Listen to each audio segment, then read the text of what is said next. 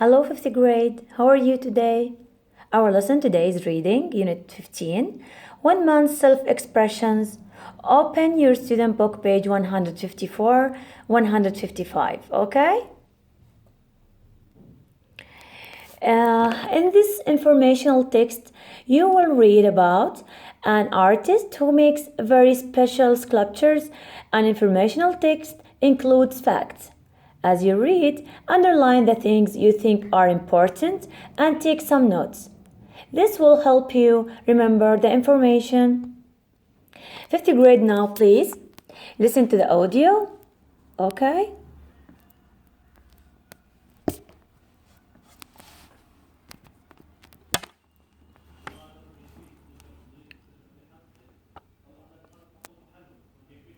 Page 154. Read. One man's self-expression.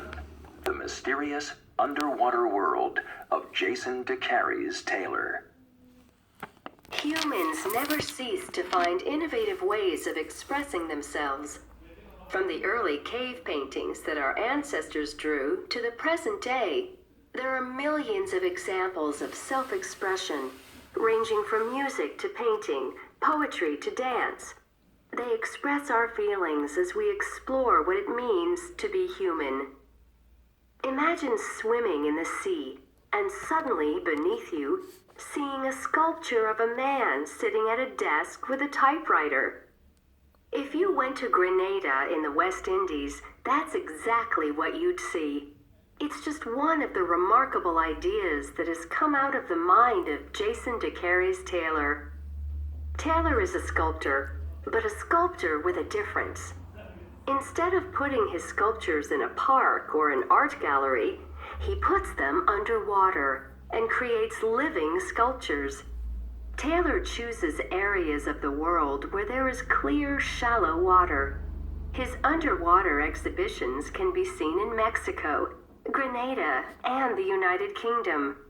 Scuba divers, snorkelers, swimmers, and tourists in glass-bottomed boats can all see this mysterious world that Taylor has created. Underwater, everything is magnified. It looks bigger, and colors change because the only light underwater is from the surface. One of Taylor's most ambitious exhibitions is The Silent Evolution, a permanent artificial reef in Mexico that occupies an underwater space of 420 square meters.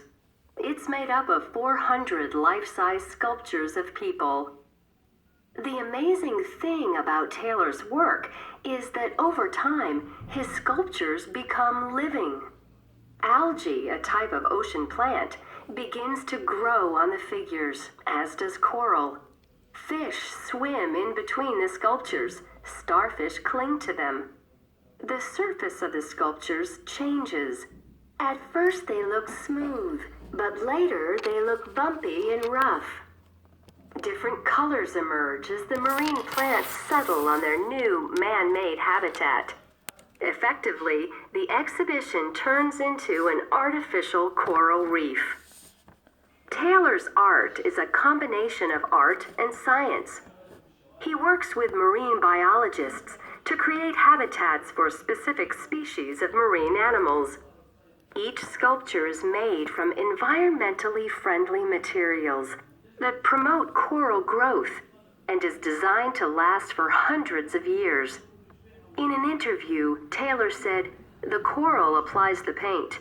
The fish supply the atmosphere. The water provides the mood. People ask me when it's going to be finished. This is just the beginning." So what is Taylor's self-expression? His work looks at humans and nature, loss and hope. Human activity has destroyed some of the largest, most beautiful coral reefs in the world. In just a few decades, 40% of them have disappeared, and scientists predict that 80% will have vanished by 2050. By creating artificial reefs, Taylor hopes to draw people away from the natural ones and save them. Taylor also feels that modern technology has meant we have lost things that will never return, like the typewriter, which no one uses anymore because we have computers. His Lost Correspondent exhibit expresses this loss. In his exhibition, The Anthropocene, which lies on the seabed at a depth of 8 meters, Taylor used materials to attract crustaceans, such as lobsters, crabs, and shrimp. A life-size copy of a Volkswagen Beetle car encloses a lobster city.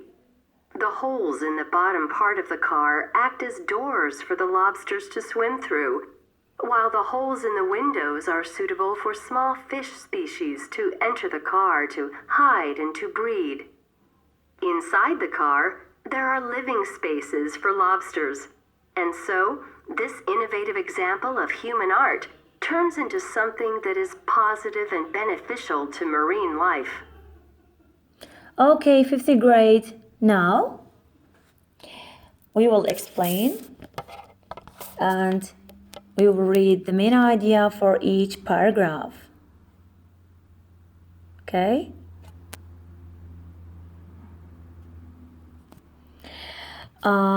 Taking notes. As you read, underline the things you think are important in the article. Make some notes on a separate piece of paper. Notes don't have to be whole sentences. You can just write a few words to help you remember what you have read. Okay? The main idea in the first paragraph. There are millions of examples of self-expressions, ranging from music to painting, poetry to dance. They express our feelings as we explore what it means to be human. The main idea in the second paragraph, Taylor is a sculptor, but a sculptor with a difference. He puts his sculptures underwater and creates living sculptures.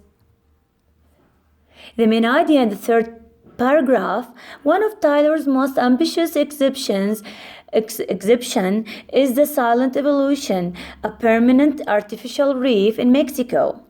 The main idea in the fourth paragraph, the amazing thing about Taylor's work is that over time his sculptures become living algae, a type of ocean plant. The main idea in the fifth paragraph, Taylor's art is a combination of art and science. The main idea in the sixth and seventh paragraph, Taylor's work looks at humans and nature, loss and hope.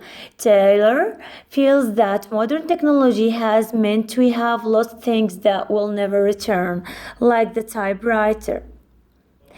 The main idea in the eighth paragraph, Taylor used materials to attract crustaceans, such as lobsters, crabs, and shrimp. The innovative example of human art turns into something that is positive and beneficial to marine life. Okay, fifth grade?